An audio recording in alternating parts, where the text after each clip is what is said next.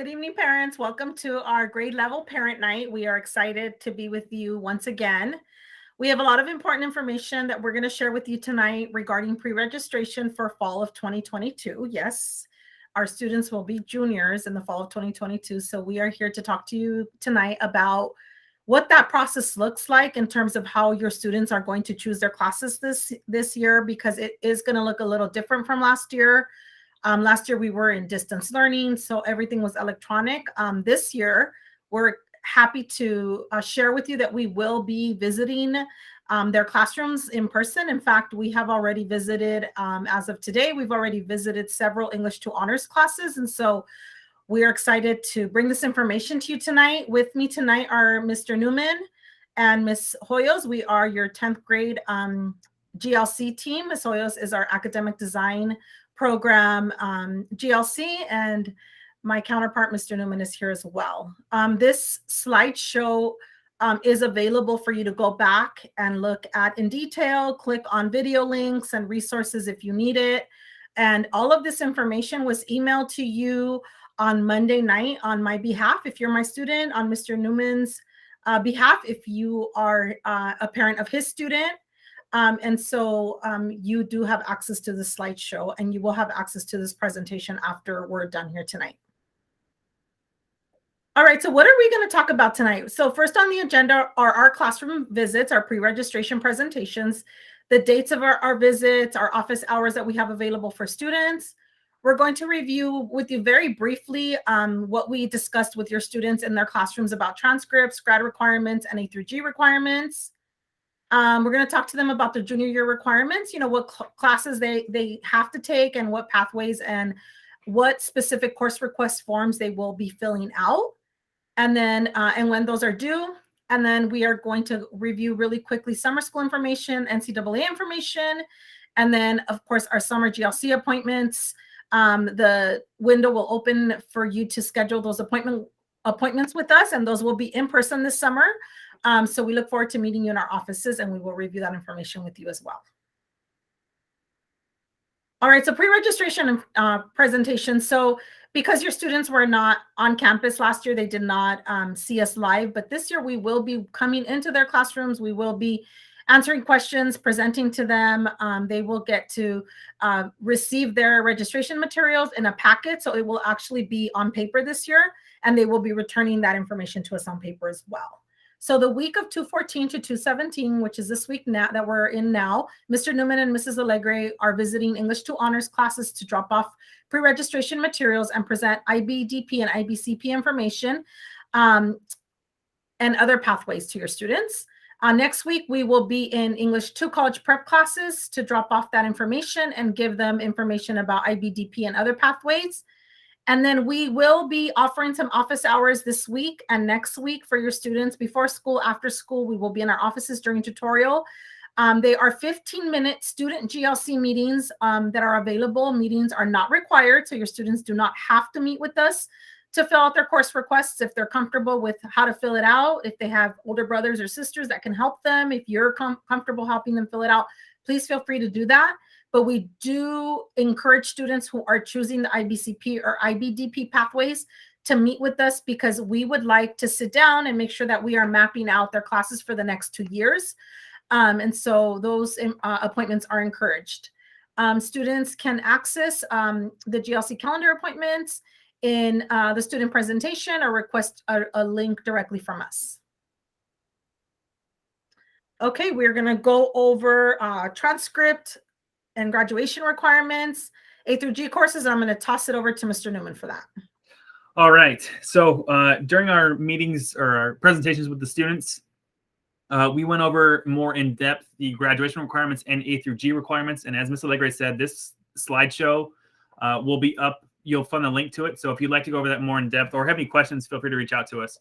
But what I just want to touch on is every sophomore student received a transcript. They know that it's their responsibility to ask any questions about it if they feel like there's maybe an error, or if they have any questions about any sort of final grades or any sort of GPA calculation. Please come see us. We also inform them that if they got a D in a class and they'd like to retake it, whether it's if it's not a graduation requirement, come see us. If it is a graduation requirement, they have to retake it if it's an F, not necessarily if it's a D.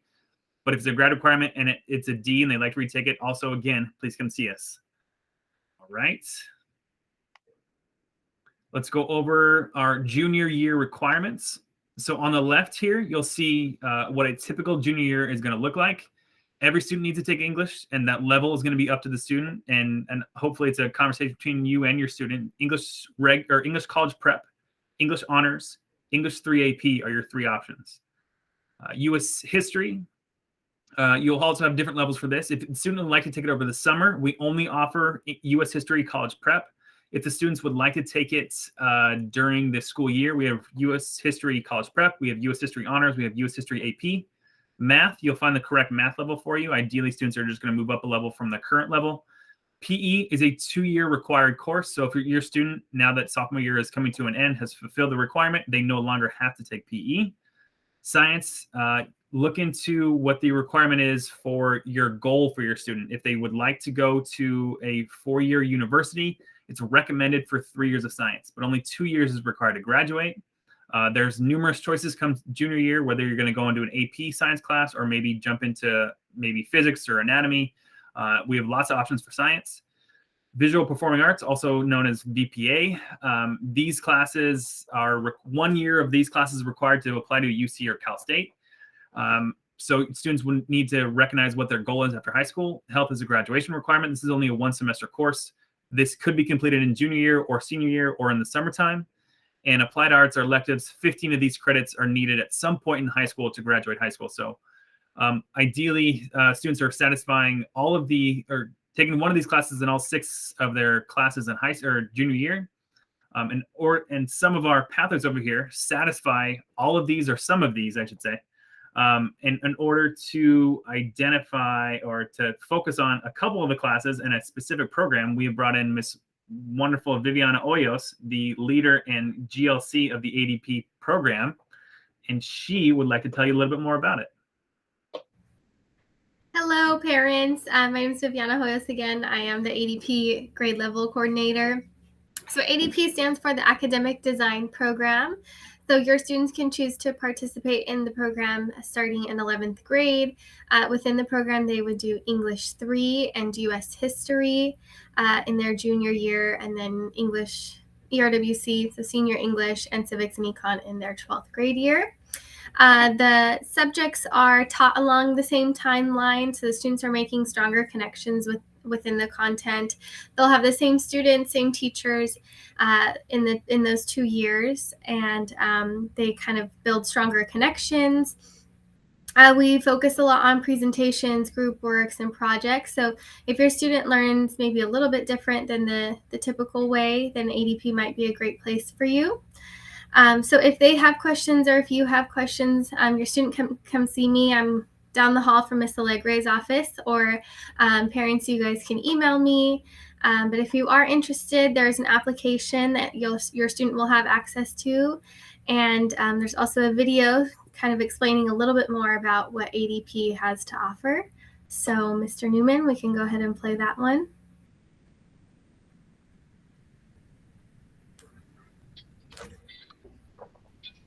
So ADP stands for Academic Design Program.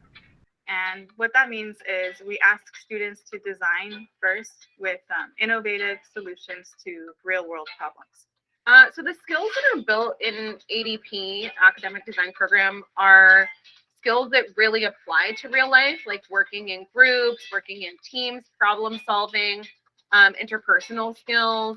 You know, it's not traditional learning. It's really kind of taking the classroom and flipping it and making it more student-centered, so that the students are kind of guiding their own exploration into the curriculum that I normally teach. I think one of the things that separates it is the fact that we almost work back to front. So we actually front load the students up before we start the unit, as far as your traditional teaching with notes and lectures and those types of things. It's for a student who thinks that they could benefit from real world skills such as public speaking, collaboration, and critical thinking.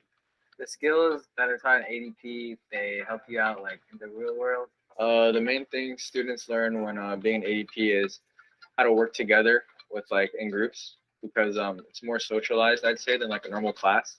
I feel like the main thing that you learn in ADP is how to communicate well with others and how to work better with others than with in other classes. Yeah, I think one of the biggest things that students are going to gain out of this program is the ability to speak in front of a group, be comfortable with that, be prepared for that. What makes this classroom so enjoyable for me is how you got to work with others, because I like the social aspect of it all. When you get that confidence of just being able to perform like that, it transfers to every aspect of your life. It's not just academics. I mean, I would say that a lot of the students are really successful in either going to a four-year college. We have students that are at UCLA, students that are at USC, students that are at Cal State Fullerton. They are using the explorative skills that we've given them through the design-based learning and really making a hands-on career for themselves. And it's opening up an opportunity for students to really build their community within their school and take ownership of their learning. So it's really exciting for that reason, that it can allow you to do so many things and learn the skills that you need for career and for college.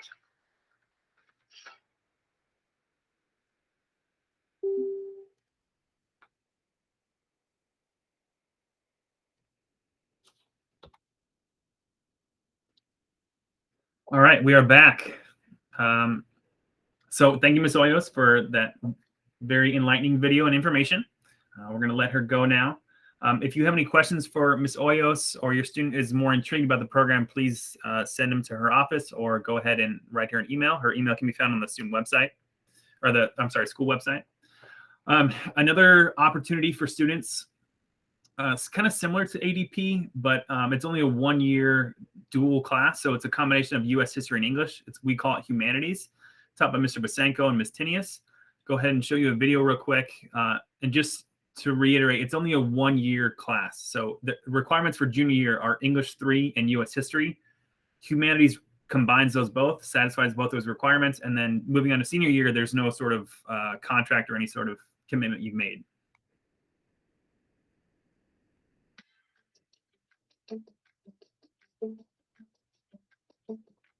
Humanities, the manner in which Mrs. Tinius and I teach it, is a combination of U.S. history and American literature, because we believe that American literature makes for great primary evidence in what people thought at certain times in U.S. history. Constant reminder of who? Tom. And let's twist the knife even further. So it is 2 periods long. This year is periods 2 and 3, but it could be any 2.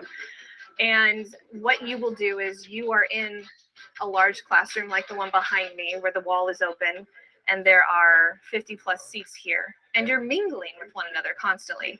It's become a place where, because they are with each other for 2 periods, they get to know one another more deeply, and it has become a safe space for many of them to just be.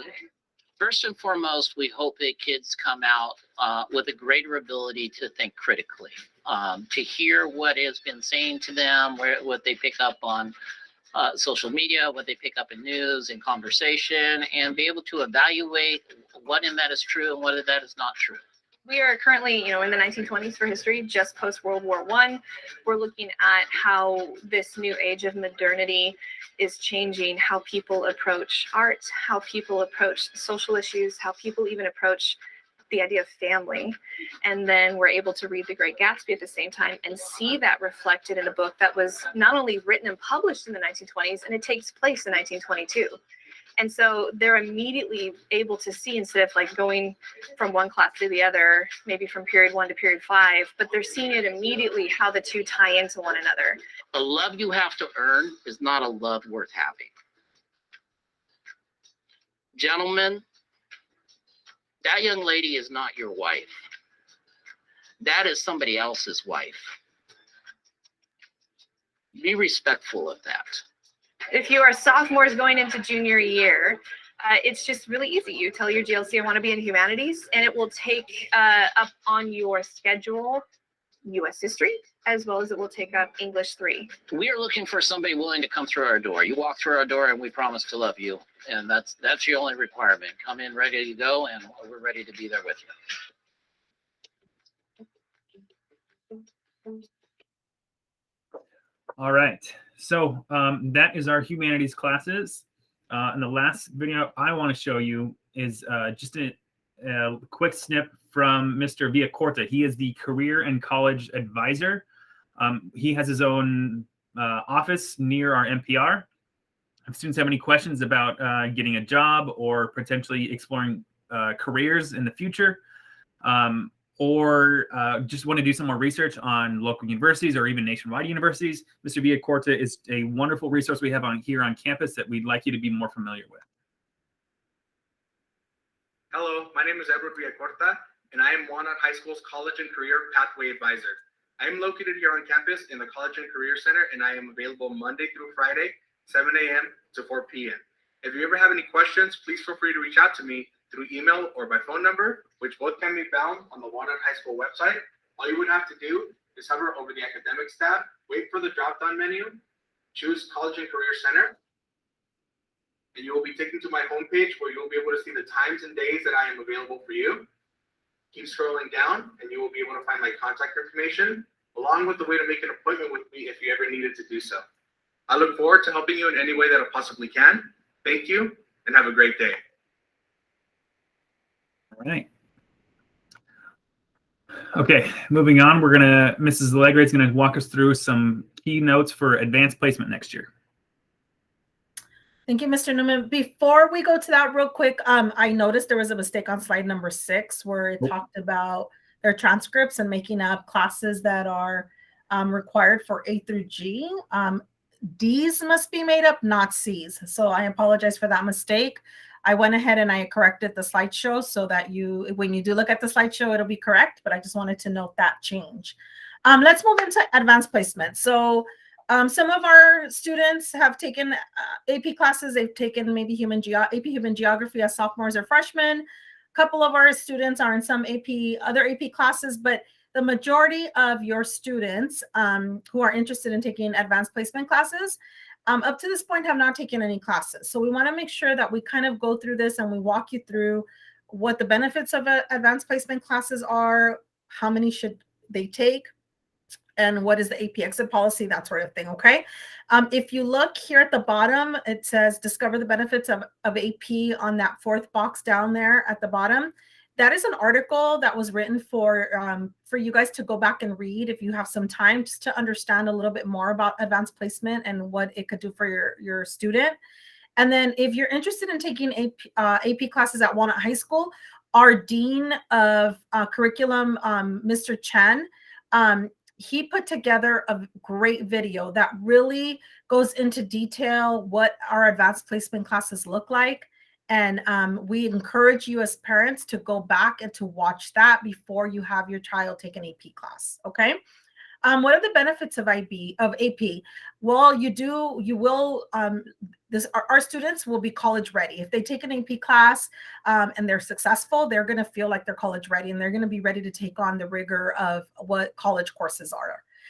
They can potentially earn college credit in high school if they earn a passing score on their AP exam. So mom, dad, that would save you some money at the community college or at the 4-year colleges, because if they take an advanced placement course and then at the end of the course, they're going to take a mastery exam. If they have mastered the material, the colleges and universities will grant them credit in some form if they have a passing score. They learn better time management and they learn college study skills because they will understand specifically that, for college courses, you have to spend a certain amount of time studying, doing your homework, and it's going to force them to manage their time a little bit better. So those are some of the benefits of AP. How many APs should students take? This is probably the question that we get asked most often as GLCs and our students going into junior year. And again, that video, interested in taking AP classes at Walnut High School, is such an important video because it will dive very deep into this topic here, into the specific question. But what we have found in all of our years of being counselors, specifically being counselors here at Walnut High School, is that you have to keep your schedule manageable. Your student has to have time to eat, sleep, do their homework, come to school, and have a life outside of school, right? They may have extracurriculars. You may have family things that you want them to attend on the weekends, going to church and so forth, those kinds of things. So you want to make sure that you remember that we have to keep their schedules manageable. 1 to 3 APs tend to be manageable for students who have good time management skills, for students that have a good routine set up. Though 1 to 3 APs is manageable. 4 APs, we don't recommend. It's a conversation that we would be having with the student. We would be looking carefully at what their schedule looks like during the day, after school, in the evenings. And then 5 is an extensive meeting with the GLC, the parent, and we will limit extracurricular activities if students are interested in taking 5 or more APs. So that's generally what the guidelines that we go by here. Quality is better than quantity. What does that mean? Well, it's better for you to take a couple of AP classes and do well than for you to overload yourself with 4. And then you're having trouble keeping up with the work. You're not studying enough. Your test scores are suffering. And quite honestly, our biggest worry is making sure that our students are physically healthy and emotionally healthy, and that they're not feeling so stressed out that they're anxious and they're not wanting to come to school, because we have seen that happen with some students. So we want to make sure that they understand it's better to do a couple than to do too many and then for them to struggle. And then be careful not to give into peer pressure. Students start to talk amongst each other. Oh, I'm taking 3 APs. Oh, I'm going to take 4. Oh, I'm going to take 5. So we want to make sure that they're not giving into pressure, that they're looking at themselves individually, and that you as parents are helping them, guide them through that process, and making sure that they're only taking on what you think they're going to be able to handle. So we need your help there, parents. What is the AP exit policy? The AP exit policy is very specific to AP classes. So taking an AP class is a commitment. And then all students that are taking AP courses, we're going to have you read the exit policies that are going to be in their registration packets. And it's on the back side of that page. And we're going to have you sign, and students going to sign, and then we're going to have you put your ID number, because we want to make sure that you understand that dropping an AP class is not like dropping a regular elective class, like a visual performing arts class or an applied arts class. The AP exit policy to Walnut High School is very specific. So please do your due diligence and make sure that you read that policy with your students so they understand what that is. Okay. There is no qualification form for AP classes this year. Just make sure that you are checking the prerequisites for the AP course that you're choosing. And again, please go back and watch these videos. Okay, the IB Diploma Program and IB courses. So again, benefits of IB. IB does provide the best foundation for college. They have collected their own data, and they have found that students who complete the IB Diploma Program have a higher college completion rate. That bodes very well for IB. Universities know that students who have completed the full IB Diploma Program, they are among the best prepared students academically to take on the university challenges and to be successful. And so you can earn a significant amount of credits as well going into the university via the IB Diploma Program. So if you are interested in IBDP, you should meet with your GLC to make sure that you are meeting all of the prerequisites for the program and that we are able to map out your classes for you. And there are also IB courses that we offer without the diploma program. And so there's a link here that says IB courses. So students who are not enrolled in IBDP or in IBCP can still access IB courses. But you're going to want to go in here and you're going to want to look at what those courses are, what the prerequisites are, and then ask us any questions if you have them. Okay. So we recommend that you watch the full IBDP video if you're interested in the IB Diploma Program. And then there is a IB 10th grade video as well. That's a little bit shorter. That's about a 4-minute video that we encourage you to sit down and watch with your students. And they will have watched that short video in class already as well during their presentations. All right. Is this still my slide, Mr. Newman? Yes. Yeah. All right. Course selection worksheets. So your students, we have given them packets, or we will be giving them packets if we're going to see them at the end of this week or next week. Their packets have the letter, that talks about the pre-registration process this year. There are 3 course selection worksheets that they will find in that packet, along with their transcript, and along with some other things that are in there for you to go through with them. But how do we know which form to fill out? Okay, so let's go through that real quick. The IBDP commitment form is for students who are planning to take the full IB Diploma Program, and they must meet the course prerequisites in math and in some other subject areas. So make sure that you're taking a look at that and asking questions if you have any. And then this is the program we recommend students meet with us as soon as possible if they're interested in the IBDP program. The IBCP course request is the next course request that you're going to find in that packet as well. This specific course request is for students who are in Project Lead the Way classes. So if your student is in Project Lead the Way Computer Science, or if they are in Project Lead the Way Biomedical Sciences, and they decide that they want to blend their Project Lead the Way program with some IB classes, this is the course request that your student is going to fill out. Okay, again, we have, and we'll go through all of this information with your students, but it's important for you to understand that this is only for Project Lead the Way students.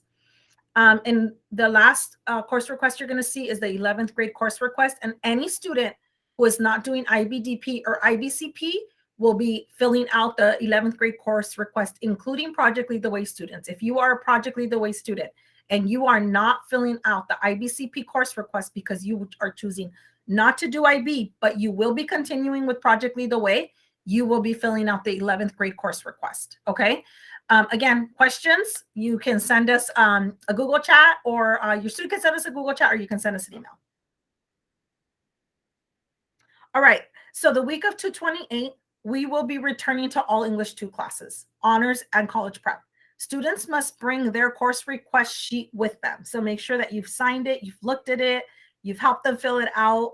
We will help them enter their course requests via their Chromebooks or the laptops, whatever they have with them in class, into Aries. And then they are going to return the actual course selection sheet to us. So they will hand us that piece of paper. We will hold on to it. It should be signed by you, and they should be reading that exit policy. And if they're taking an AP class, they should have that paper signed as well. And then all of the course request sheets, links, videos, resources are available for you to view here. And this link is also in the email that Mr. Newman and I sent you on Monday night. So make sure that you go back and that you take a look at that, because there's a lot of information there. So we encourage you to sit with your student and read the course descriptions before they choose their courses, and you can click here to look at that. All right. Thank you, Ms. Alegre. Before we continue, I apologize. I should have told you before, but there's a link in the description to ask any questions. Basically, what we did this year is set up a link to set up, or to ask your questions on a Google form. It'll go directly to your student's counselor. Myself and Ms. Alegre will look at those and try to respond as quickly as we can, probably within the next 24 hours. So I'll remind you again, but ask any questions into the Google form in the description. All right, this summer school. The non-tuition summer school portal to request a class has already opened. It will be open until the 19th of this month. So what is that, Saturday? The classes and the request form can be found on the Walnut High School webpage, and you just click the link. It's got a little gear that it will send you to the summer school page. From there, you'll find the Google form you can fill out. If your student has earned an F in a graduation requirement, specifically, let's say English, if your student earned an F in English 2, Ms. Alegre and I have already put your student on a list to be in the English 2 summer school class.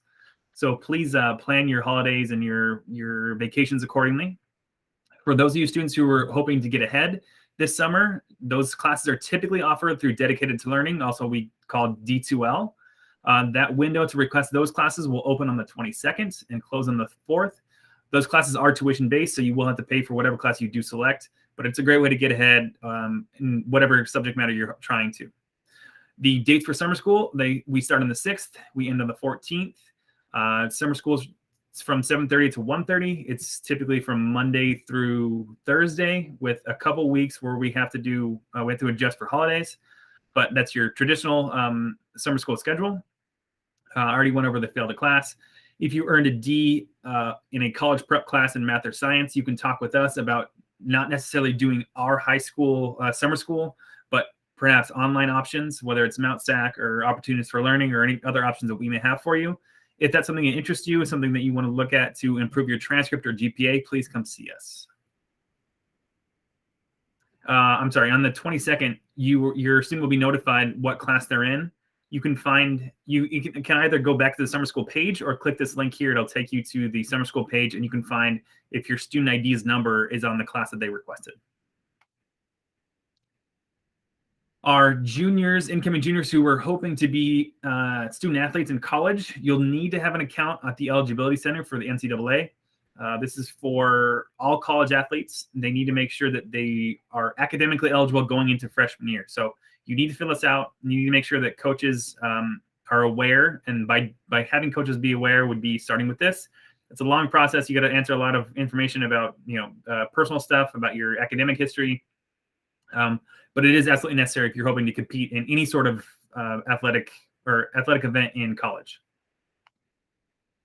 All right, on to your GLC registration appointment. So this summer, we are going back to our tradition of having in-person summer registration appointments.